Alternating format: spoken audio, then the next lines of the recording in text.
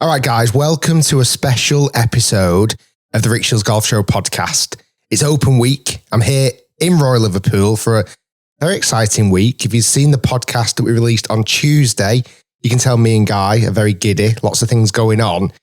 But last week, I had the pleasure and privilege spending some time with the good boys. We went up to Dundonald Links in Scotland. They're here for about 10 days in the UK. So we thought, let's collaborate again. Last year's content was amazing when we spent pretty much a full week at JCB. So it was great to get the boys back here in the UK. We shot loads of videos for their channel. We've got a video coming out on my channel, which is probably one of my most exciting ones I've ever done, to be honest with you. And straight after we filmed that challenge, we had the opportunity to sit down with Garrett and Bubbie from Good and talk about their journey so far. What have they enjoyed? What are they looking forward to? What's been the highs? What's even been some of the lows? Also, what do they do off the golf course? You can tell on the videos they're obsessed with golf, but what do they do for downtime? I respect Good. I like their content a lot. If you've not seen it, check it out. They have, since we collaborated last year, they've passed the 1 million subscriber mark. It's fun, it's fresh, it's young, it's energetic, it's great content. If you've not seen it, check it out. But this was a sit down, casual chat with Garrett and Bubbie from Good. So enjoy this Friday special treat podcast on Open Week, episode 194. Rick Shiels sitting down with two lads from Good, having an open conversation about anything and everything. I think you're going to really enjoy it. Have a great week, everyone. I'm always conscious when I say the word good. I always, honestly, every time. I don't know if it's subliminal messaging because you wear it. I feel like I say it more. I say it when I'm noticed it more. Around with you guys. I've noticed it more now. People saying good. Yeah, well, they're like, are you good? Good? It's just like more normal now to hear it. How did that name come about? Started. I didn't realize we started. Yeah. Very natural. I like it. Oh, right into flowing. it. Okay. Yeah. How did that? Because obviously it's a term that means when two putts are given. Yeah. It's good. Well, we all sat around a table and we were talking, thinking of names, and a couple of us threw like some really stupid ones out there, like Birdie Boys, could be kind of cool, but just like it didn't have the ring. And then we said one, I think it was Sandbaggers. And then, we threw every name you could think of. And then Kendrick was in there, who's, by the way, our CEO.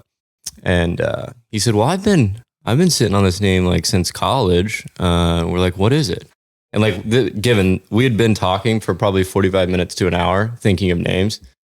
And this is the first thing he had said. He's like, I think we should call it Good. It's like, why didn't you say that sooner? if you'd been sitting on that since college? And we were like, that's it. You know what I take from it as well? It's not even just a name. It's the fact that I feel like it encapsulates the way you guys enjoy your golf, where it's like, it's competitive as match players, but it's also that kind of friendly kind of, we don't want anybody to suffer, or it's like, we're good. Is this all right? It's got that friendly sort of twist on it as well, which we spent a couple of days here in Scotland, which is always a pleasure being with you guys again. Thanks for coming over. Thank you for having us. Thank you. I know you've got an exciting leg coming up, but I feel like it encapsulates the style of golf you also play and what you film. It's that kind of friendly, chilled, relaxed, or is it not? Is it you all? No. Are you all aggressive? There's a little bit of both. I'd say there's a little bit of both. There's definitely a mixture of both. We've had some videos that have gotten pretty heated and competitive, and it's also varies upon the style of video. Because like we were just talking about before, we have mess around videos and challenges like the Wheel Not Ideal, which did get competitive down to the end. But excuse me, we did this. What was that? The Good Cup in Branson. That is by no means the friendly manner at all that you were speaking of. By video 4, I told Steve in the car, I said, we're never doing this again. Because I was playing, like me and Steve were like playing really bad. And we were so competitive and we wanted to win so bad. And we're like, this is not who we are. Like we're out there to have fun kind of thing. The reason that came into play with the Good Cup is if you have one bad video, normally it's like, okay, who cares? On to the next video. but what was it like? It ended up being 15 videos. 18 videos were all strung together with a point system leading up to a final winner. So every video mattered a lot. Yeah. And so stressful.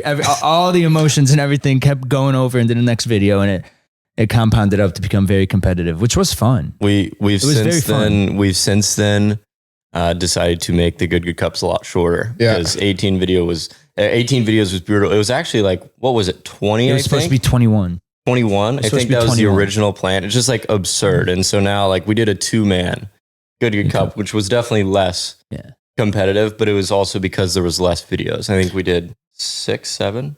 I think there was 6 videos with points, and the 7th video was a championship. I suppose for you guys as well, like there is a real mixture of talent within the group. Yeah. You know, you've got, Luke and Brad who have kind of pretty much golf professionals, aren't they?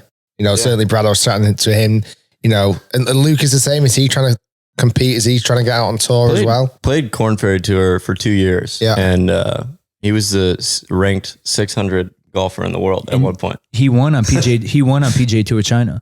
Did he? Luke is a phenomenal golfer. Yeah. No, I can tell. And then you've got kind of, I was saying to you today, Bubbie, your golf over the last like 2 or 3 years has dramatically improved. Thank you. It has, like, you'll know from when he joined, Garrett. Like, I remember seeing when you first joined, the boys, and it was like, you have a unorthodox golf swing, and there was quite a big slice going on. I was thinking, oh God, this, and now, man, you absolutely kill it. Thank you. Was there anything that made you like hit the ball better? You can ask Garrett. I don't practice. Crazy. I don't practice at all. The big takeaway from me looking from the outside, and we spent the week in JCB last year together, and even a few days here. I think when you're playing competitively against good players, or just that mixture of players, your game has to raise, or you struggle. And I remember as a kid, as a junior, as probably you two as well, playing at your local golf club, chipping comps around the green with good players or whatever it may be. You had to elevate your game. Yeah, no, absolutely. Like if you are playing with better players, it just naturally makes you better. Like even without practicing, because you want to win. Of course you do. You put some money on the line, you have a little friendly bet going, like it makes you want to play better for sure. And I think it's something that obviously we'll have loads of young listeners tune in to this podcast anyway. But I think that's great advice for like young golfers who are trying to aspire to be good. Like surround yourself with good players, and because it really pushes you on and inspires you, really. Absolutely. And I've seen that in your game, definitely, Bubbie. I 100% agree, and I really think it's the only thing, because that's the only variable that's changed, really. Because like I told you, when I only golf, I don't practice, I don't go to the range, I don't hit balls. I did the videos on the TrackMan and swing changes that Grant showed me, you showed me stuff, and those little bits and integrating them, and just taking repetitions on the course, I guess, is my practice. But definitely, like a golfer of my caliber being put in this group, I have to play up. So it benefits me a lot. And now it's probably nice for you having like I have to Brad around and Luke around. Now Garrett has to play up instead of just being the top dog.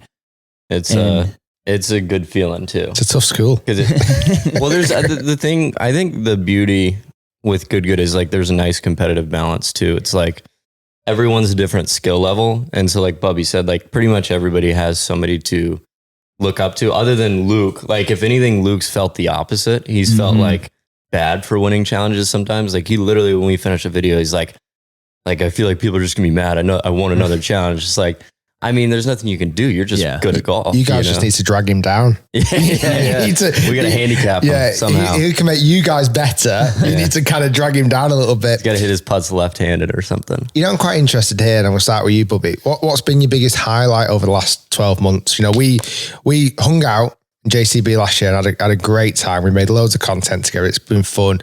You guys since that have hit over 1 million subscribers on YouTube, which is a huge milestone. Thank you. We're now the 3 channels in the whole of golf YouTube now have over 1 million subscribers. A lot to do with you, by the way. Like one thing that we saw with the UK collaboration, you were pushing hard, and we loved it. And then we noticed the subscriber jump was insane. So it was a large thank you to you. I've said to you in the past privately and out in public, like I love what you guys do. I love what you're doing with the sport. I think like-minded creativity and collaborations that we've had the honor of being able to do, like we bounce off each other. I kind of sometimes feel like the dad in the group, but as in this kind of sense of, well, if people are making good content, well, promote it, push it out, you know, get it out there. But for you kind of personally, Bubbie, what's been the biggest highlight over the last 12 months? Biggest highlight my past 12 months. Well, going off like what we just spoke about, Rick and I were talking before the podcast, sitting here. Every single good week, I will thoroughly say is my favorite time of every month. Like I look forward to them. I have a great time at all of them. I get to travel the world with my best friends and play golf. It's honestly very hard to like pinpoint one single thing. They all kind of just compile up to all these blessings that I look at them as. And if I had to pick one highlight from the past 12 months, I don't know. It's impossible for me to pinpoint because honestly, every day I go out there, I just have such a good time hanging out with the guys, hanging out with you and everything. From the outside, I always feel like you love the meetups. Was the Chicago? Oh no, that was before UK. But even you've had meetups since that, like the one in was it Phoenix, a huge one that you had recently? Phoenix was a huge Mesa, Arizona, I guess technically, but yeah, Phoenix, Scottsdale. I would say if I had to pick anything, the meetups are my favorite thing in the world. I absolutely I literally feel like I feel like I'm running out onto a football field, going up to the first tee of those meetups. I have the time of my life. I can't thank all of you guys enough for coming out and supporting them. I will say one of the craziest things is actually, I know what the highlight is of the past 12 months. We just had a meetup in Chicago and I won't spoil what happened, but there was a green that my mom came down to. My parents were at the meetup because it's my hometown. And they just kind of sit on the outside and mind their own business and watch from afar. And on the final green, my mom came down. It was actually by the green. And I said this in a post. My grandfather passed away a year ago, almost exactly, coming up soon. Oh, God, sorry to hear that. Thank you. It's all right. And he was the one who really got me into the sport and took me out to the course when I was younger and all that. And she came down to the green. And I had not been playing well all day. I had not been playing well. Had I don't even know how long of a putt it was. And she said she came down the green, said a prayer to my grandpa upstairs, just like, come on, Bill, make something cool happen. And sure enough, the putt went in. It sat on the front edge. I looked at the camera like, there's no way. And then looking at the camera, the people just swarmed me. I'm like, no way it went in. And I was told after that my mom came down to the green and asked my grandpa to help me out there. So that was definitely my highlight. That's such a cool. What does your mum and dad think of things like this now? If they obviously see you online and they'll see you making content. It's similar with my family, like obviously see online. My family have seen a few times where I've had live audiences where I've done a live podcast or other things. Like for your parents or, in Chicago they're seeing hundreds of people shouting, Bubbie. Like what does their take on it? I mean, their take of it is obviously they're just incredibly proud, which that's like one of my biggest motivators is just thinking about my parents and my grandparents, just trying to make them proud because they mean the absolute world to me. I don't know. It's cool because I went from what I was doing coming up on 6 years ago, drugs and alcohol and being at that point in my life, and then finding God and getting sober and investing my time and energy into this. And now it's blossomed into this beautiful thing called Good. And we are blessed enough to have an amazing fan base where we get to host these live events. And when we were driving back from the Chicago event, you guys all went in and I stayed back with my parents and just shared a moment with them and rode back in the cart with them. And yeah, I don't know. Sorry to get deep on the podcast, but this is good. Well, you were talking, is it very soon? Is it this week or next week? You'll be 6 years sober. It'll be in 11 days, July 23rd. I thought you were telling me it's going to be like 3 hours then while you looked at your watch. July 23rd. And we just sat in the cart and spoke about everything I used to be doing and how far I've come to now because of God's grace. And yeah, it was just a super cool moment to share with my parents. That's nice. Thanks for sharing it with us online. Thank you. And then what about you, Garrett? What's been the kind of highlight over the last 12 months? I don't know. Like Bubbie said, there's been so many cool moments we've all got to share together in the last 12 months. I mean, God, it's tough to pick with how much we've traveled. And I don't know, I think one of the cool things recently was we just got our warehouse, which I think that's been a goal since like day one, like having some sort of office space, really cool. Like we initially got our office, which was unreal. And then the end goal was always to have a warehouse and like have that Dude Perfect style thing with the boys. And, you can go in there, film when it's cold outside, you got the putting green, all that.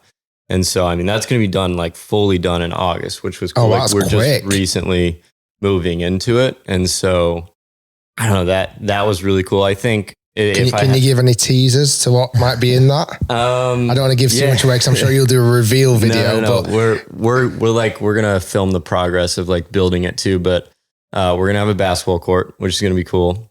That's awesome. Pickleball. All the boys love pickleball, so we'll have that.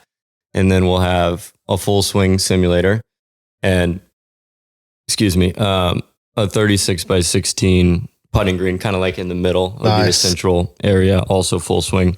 And then we'll have like a little gym, lounge area, bar. It's going to be like... You gave really away cool. a lot there. That's You gave away the whole blueprint there. Exclusive. That's what this video will be called. Exclusive good warehouse reveal. No, it sounds good. To be honest, we have been in the process of looking for somewhere ourselves. I feel like it's slightly harder in the UK to find somewhere of that magnitude. In the States, there's obviously a lot more room and warehouses, and like you say, everyone's seeing what Dude Perfect has done at their warehouse. Super common in the United States. Good. Like I say, those sort of plots where you can actually completely have it bespoke for you guys and your content and your editors and meetings, and you'll have it obviously for your good apparel. Yep. Like that's kind of like it is the dream for most kind of big YouTube channels. Certainly when you need these multi-space units, and certainly with a group like you guys. So that'll be done in August. Yeah, done probably late August. But yeah, like you said, we'll have like office space for anybody that's working with Good and stuff like that, which will be nice. I just think more than anything, having a hangout spot that everyone can kind of go to and I guess have a good time, whatever. It'll be fun. How did you feel like the Good Championship went for you guys? Because that was an interesting concept. Just give the audience a bit of a rundown of what that kind of concept was. It went well. You speak first. I would say, because obviously you show up, there's going to be a learning curve with anything that's a brand new process. Just give everyone a bit of an idea of what that was. It was a surprisingly, the learning curve filming wise was everything went incredibly smooth. All the competitors were phenomenal. I mean, the team, Kendrick, Tim, Sarah, Emily, Kevin, Jared, everyone behind the scenes made the process incredibly smooth. But obviously, Colin and Max are like the best in the business, and your team as well. Colin and Max are incredibly talented, unreal. And you get back and they had hundreds and hundreds of hours of footage from 12 separate cameras and a GoPro on every green. And that might have been the one part we underestimated was the 100%. Man hours Colin and Max put into it. And that's just one thing I want to give a quick shout out here too. I know Colin made a behind the scenes vlog about it. Colin and Max, when we got back, were in the candy shop, which is what they call their editing hole, the office, 2.5 weeks straight, trying to make the Good Championship as perfect as possible. And I think they did. Yeah. They did a phenomenal job. Colin and Max are honestly, when it comes to Good, Colin and Max are the X factor. They are the backbone of this company. I think for what I was just getting at very quickly though, to the audience, I know the process had its challenges. What was it, just in case people didn't know what it was, explain what the actual Good Championship actually was. Yeah, so it was 63 golfers, were all pro golfers, by the way, competing for $100,000 purse. And out of those 63, 12 would get the chance to compete for a piece of that purse, which I don't know, that's been a dream of mine for a while, because I was never able to go pro. Of course. So a dream of mine was to be able to at least be involved in pro golf to some extent. And I don't know, there's so much talent out there that's say not on the PGA Tour or the Korn Ferry Tour that has what it takes to play with those guys, but just maybe hasn't gotten their break. And so that was the biggest thing for us is we want to be able to give back to somebody who's really trying to make it. And I think we did that. And, Cameron Sisk, the winner of the Good Championship, I think that $50,000 is hopefully going to go a long way for his first year. I think he's on the Canadian tour now. And then hopefully he'll progressively get to that Korn Ferry tour. And he's such a good player. I mean, he was on a 59 watch in his final round. So, no way, yeah, honestly. He really was. He really was. And he missed a 2-footer or 3-footer or something like that on hole 15. And if he hadn't missed that, he most likely probably would have shot 60 or 59, which was just absurd. Sheesh. I think all things considered, though, to get to the learning curve, back to the learning curve part is I think more than anything, like Bubbie said, we underestimated the post production. That was the hard part. I think if we're going to move forward and do it again, I think one thing that we noticed is we took too much of a break and we hyped it up a lot and then had this huge off time. And then obviously we dropped the videos, and it was one of those things like Colin and Max did literally everything they could to get that content up. But like one thing we've talked about in the future is like when we do a good championship, we need to still upload content or have some other people editing like the normal good videos while they're waiting for the good championship. So all in all, though, it was a big success. But I think we definitely learned some things for the future. Well, that's it. I think with anything, and this is why, I do genuinely respect and appreciate and love working with you guys, because I feel like in some degree similar to ourselves on the channel, what we try and do, we want to innovate. We want to create the next big content. We want to make sure that, whatever we're doing, we're not just making, the same stuff. We want to push the envelope. And, YouTube has, I don't think it's even touched the surface yet, golf YouTube. No. Like, we're not even close to it yet. When you look at how many people who actually play golf in the world, like the scale of our channels is obviously great in golf YouTube, but actually in the world of golf, it's actually quite a small number. Yeah. So it's how do we continue to innovate and create better content so more people are going to watch, more people be entertained, and kind of that goal of being able to reach 50 million golfers, worldwide. That's kind of the goal for golf as a platform really on YouTube. Yeah. So I think anything that you do different or new, it can only be a good thing to open those eyes up to more people. Sorry, do you want to talk? Go ahead. Well, no, I was just going to say this is just going off like you talk about new, like you, I guess per se started a trend. Like you started the Break 75 how long ago? Yeah. I think we're up to season 3. Season 3, and you're like the first to ever do it. And now, I've got a Break 37. Seems like every golfer on YouTube is a break something now. Break seems pretty popular right now. Very popular. I probably should have copyrighted break at every number. If you trademark that, you'd be every doing number between 61 and 95.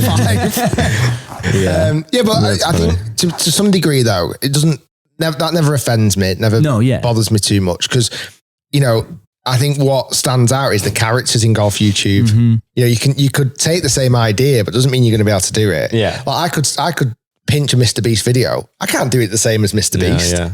I could try and do a Dude Perfect video. We're not going to be able to do it like Dude Perfect. So absolutely you've just got to be able to find your own lane and do it the best you can possibly do it. No, absolutely. I think that even my goal from the beginning was, well, first off, I got a lot of my inspiration from Mr. Beast, and I noticed how he was really pushing the envelope when he was growing really fast. And obviously he's the biggest in the world, 165 million subscribers. But in the beginning, the goal was always to reach the audience outside of the golf world. Yeah. As far as, let's think of a challenge that maybe somebody who plays baseball or soccer might be interested in the game of golf instead of realistically, if you have a baseball player, soccer player, whatever, they might not want to turn on the TV and watch a PGA Tour event, but maybe they're scrolling through YouTube and they see some clickable thumbnail in golf, and they watch the video. Oh, golf's pretty cool. Maybe we'll go to the range, maybe try it. And 1,000,000%. I think that was the goal since day one, and it's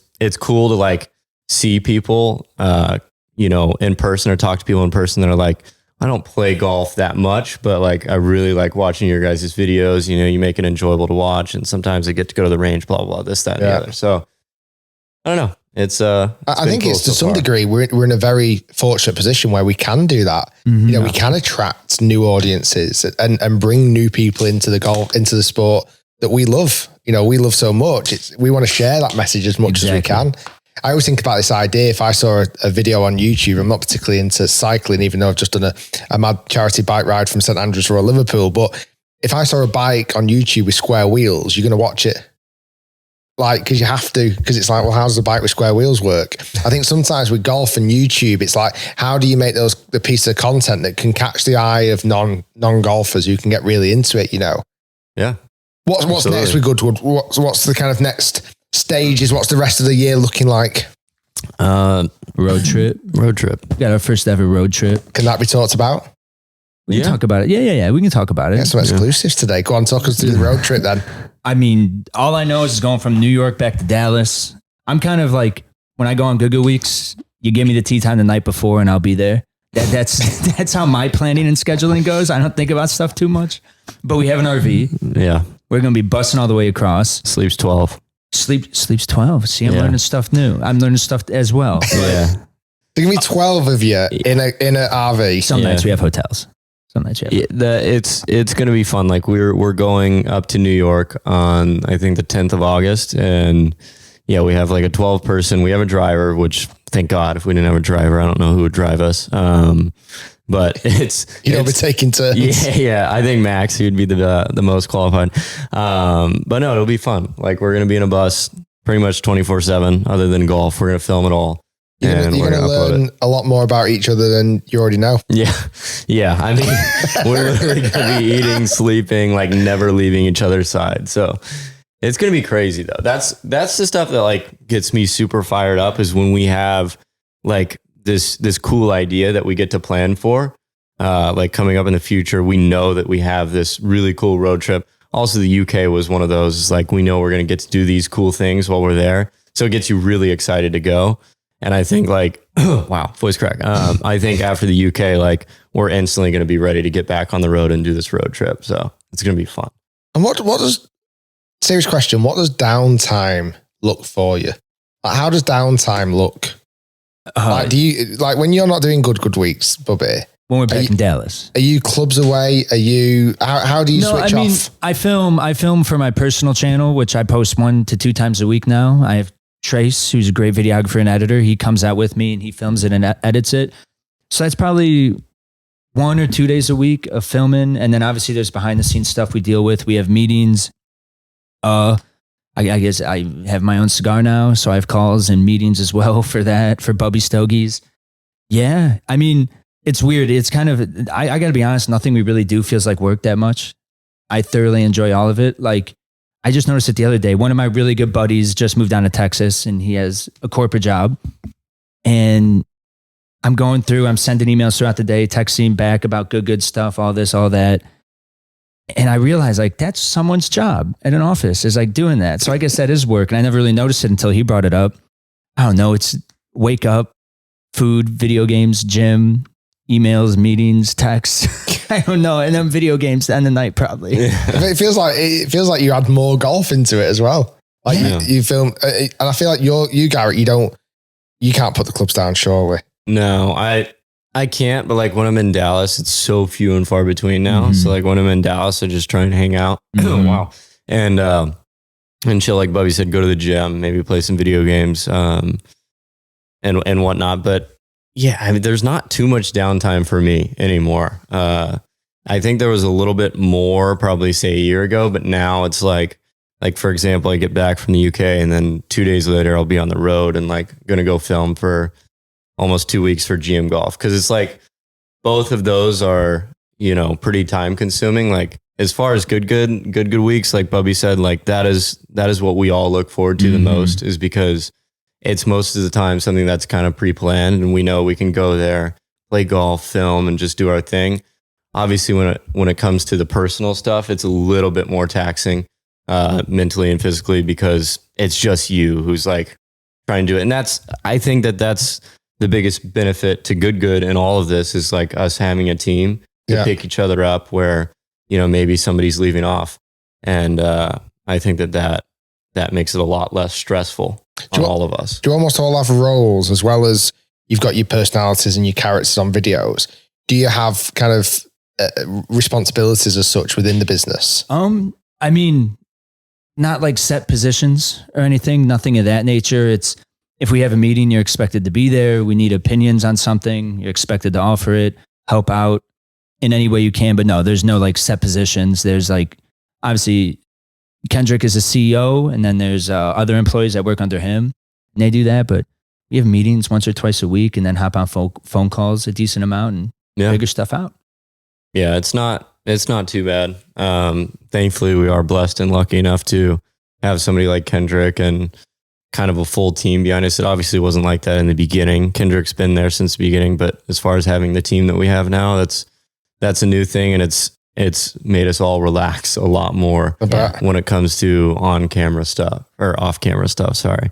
So, I mean, yeah, good as in and of itself is not like a very stressful thing. No, it's like we are very, very lucky to have the situation that we have, and every day, dude, like I wake up and we get to do a good. I genuinely just can't believe it. Like every single day in front of a camera. Well, that's it. I know. And listen, I'm in the same boat, and and listen, we're very, very fortunate in the positions we're in, definitely. But it's like, find a job that you love and never work a day in your life. Exactly. And if you can get through that, it's great. Obviously, you're over here in the UK. We're currently in Scotland here at Dundonald Links. You've got a few days traveling around Scotland, playing a few golf courses.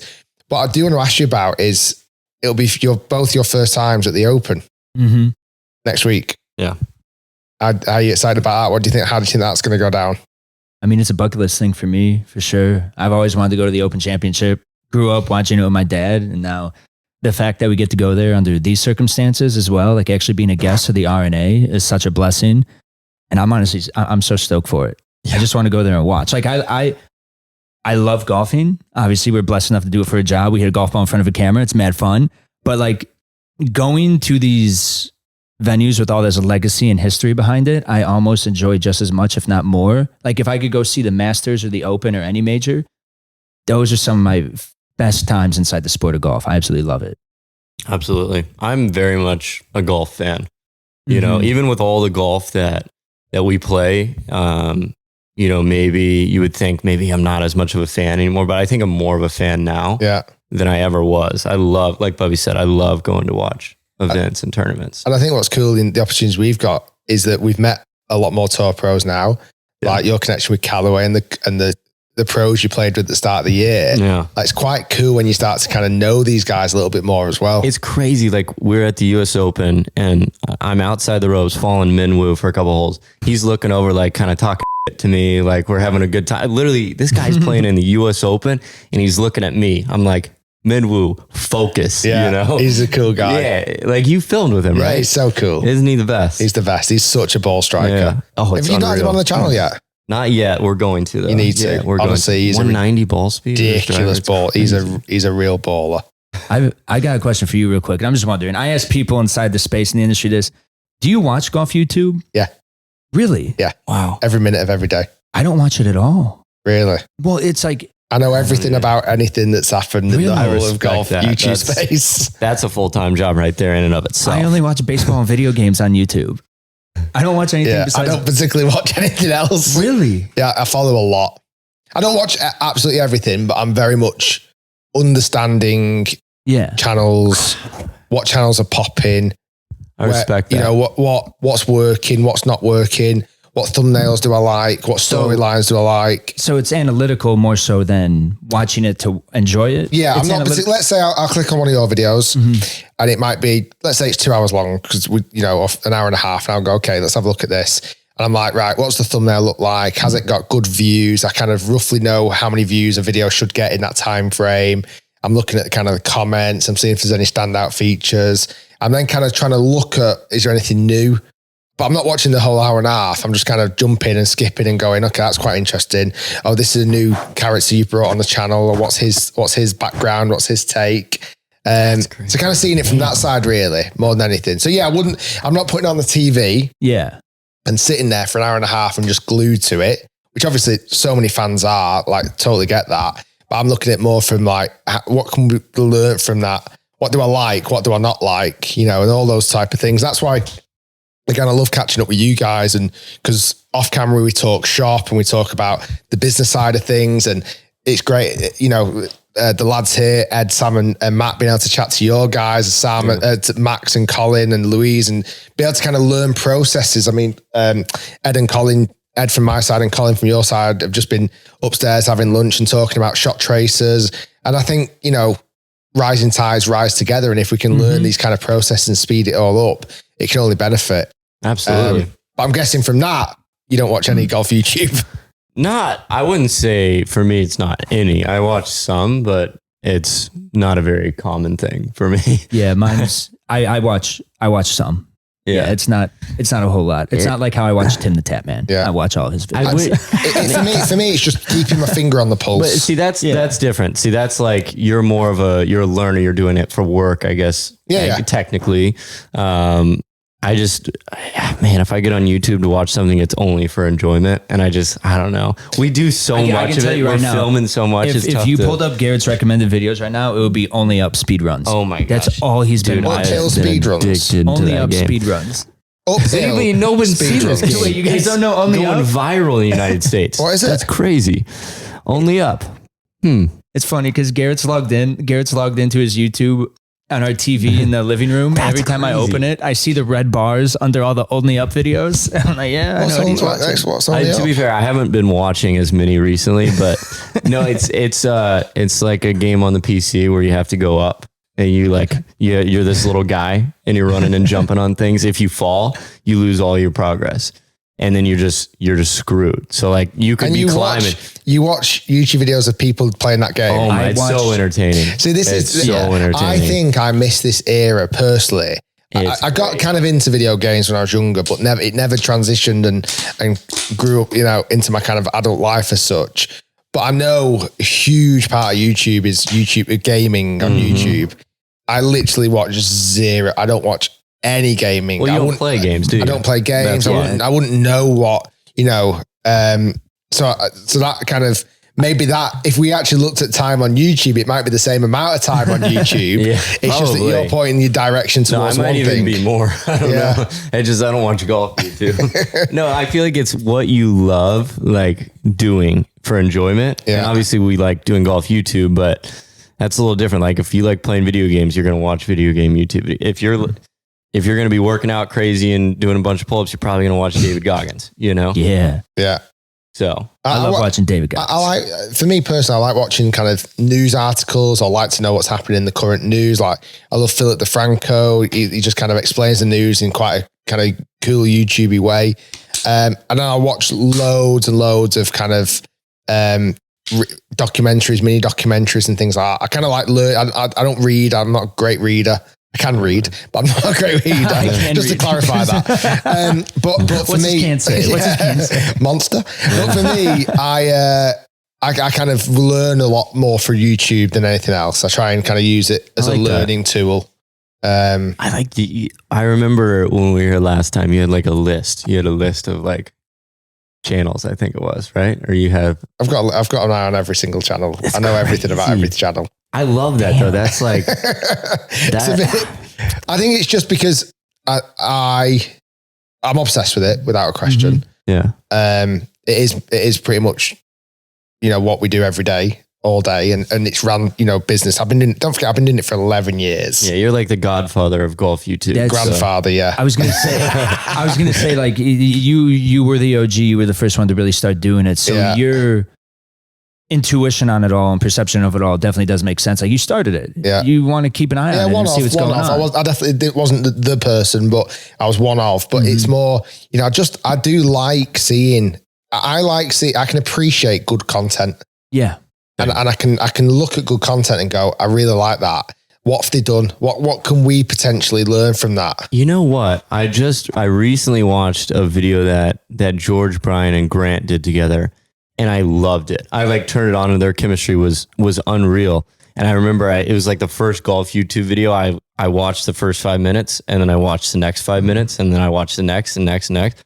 And I had to text George after. I was like, this is probably the most entertaining video I've seen in golf YouTube. I'm going to stir up the drama. Do you not text Grant? What's that? Do you not text Grant? I text Grant. Yeah. Your friends? You play golf together, didn't you, recently? We did, yeah. Is there going to be any collaborative content coming out soon? Maybe one day. It's a very diplomatic answer. We didn't film that day. We just caught up. We just played. Nice to catch up with him. Yeah, it was good. That was the first time I saw Grant since he left. So, wow, how long has it been? 6-7 months or something? But it was good. It was it felt right back where we were. We were vibing, having a good time. So. I think the channel. I think the audience are desperate for it. I know that people want to see it. If you need a banger in your back pocket, if you're thinking, what, views are a little bit low this month. Okay, let's bring this up. They're going down. Let's pull out the grand match. It would kill it. No, well, in due time. When the time is right, we'll get back. You're getting your thumbnail, brother. You're the clickbait thumbnail. You got it. I wasn't actually going to bring it up, but as soon as Garrett said, so I've watched this video with George and Grant, I'm like, bingo. There's your end. That's the perfect time. No, it's genuinely I really like Grant a lot, and Micah, and obviously spending time with those guys last year was great fun. But it's just, it's nice to see. Again, I like, personally, as somebody who's done it for so long, I love that golf YouTube's in such a strong spot right now. Yeah. I feel like it's really, I think it's never ever been stronger. If you actually added up the amount of views that golf YouTube brings in, which is a number I do know off the top of my head, but not quite. But if you added all, you got the exact all that up, it's in the strongest position it's ever been in. Yeah. And there's more creators, which is good for the audience. It's good for golf. It's good for all of us that, continue to bring these kind of new fans in, really. Absolutely. I couldn't agree more. Well, I appreciate what you both do. Keep smashing it. I know you are going to do. I'm looking forward to seeing what's next. You as well. We've had some, and this is my little bit of teaser, we've had some very, very interesting conversations this week about some future projects, which we hope to get across the line. So let's stay tuned for those. That's Nate's little bit. Nate Edwardson's you're gonna run with that. Chomping at the bit right now, and you know what that means, Nate. So we've had some really good conversations this week about some future events. That's all I'm saying. Yeah. So stay tuned, and thanks for coming on the podcast again. Thanks for having us. All the best. Appreciate it. Thank you.